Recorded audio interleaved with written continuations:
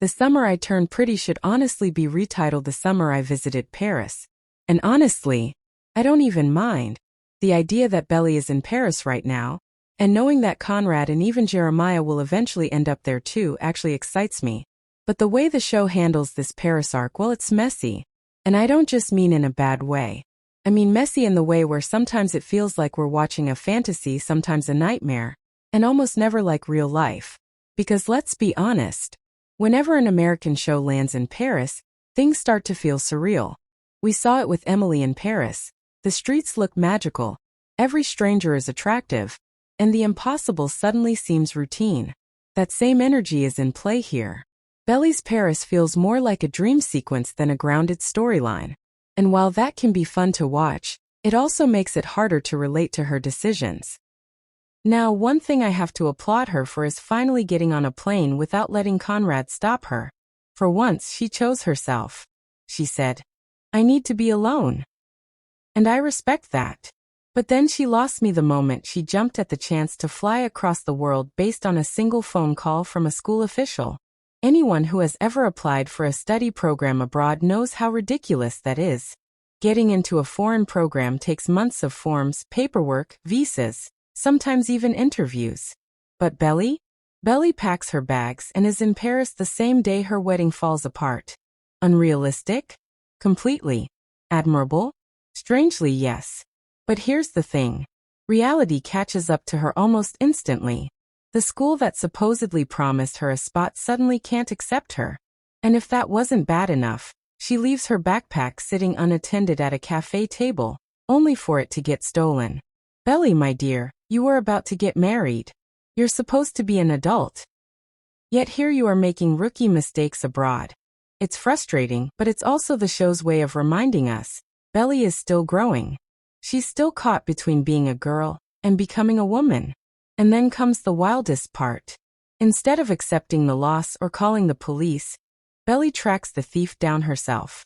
She confronts him, even attacks him to get her bag back. Now I'll give her credit.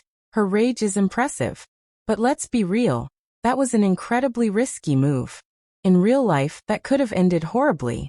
Yet because this is Paris TV land, she comes out of it not just unharmed, but even better off. She makes new friends. And a French guy is suddenly fascinated by her.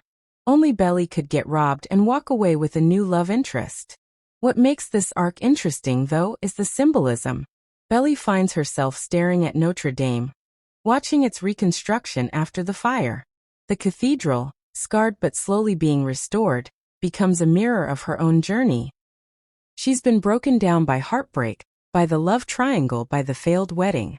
But in Paris, she starts rebuilding herself piece by piece. It's a visual metaphor that I actually think works beautifully. And then we get the found family trope. Almost overnight, Belly has a group of supportive friends around her. They take her in, stand by her, and help her adjust to her new life. Now, is this realistic? Probably not. Paris isn't exactly famous for instant friendships with strangers. But narratively it works. Belly finally gets to experience stability outside of Conrad and Jeremiah. She's shown that she can stand on her own, that she can belong somewhere that isn't tied to cousins or the Fishers. Later, when Taylor visits, even she notices how much Belly has changed. Taylor calls her a true Parisian, which really underlines how far Belly has come. For once she seems free. She's living on her own terms. But that freedom doesn't last forever. Because when her French friend eventually leans in for a kiss, Belly freezes. And that's when the truth hits her. She's not over Conrad. Not even close. This is the emotional core of her Paris story. No matter how far she runs, no matter how many new friends she makes, she can't escape what's in her heart. And this is where the fantasy Paris starts to crack.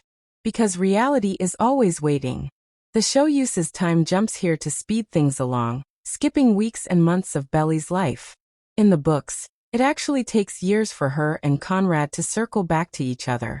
But since we only have a few episodes left, the writers don't have that luxury. These jumps allow us to see her progress while moving the story forward. But it also means we're watching snapshots instead of a slow, detailed journey. And that brings us to the setup for what's coming.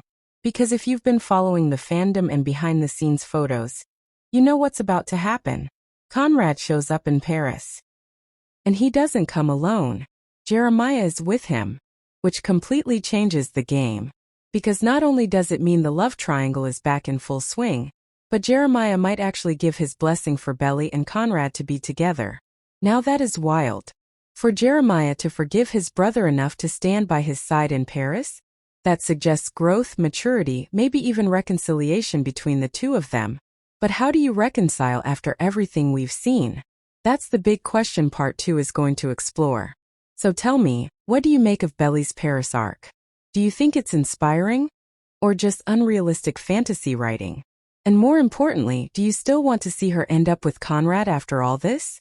Share your thoughts in the comments because I'm curious where you stand.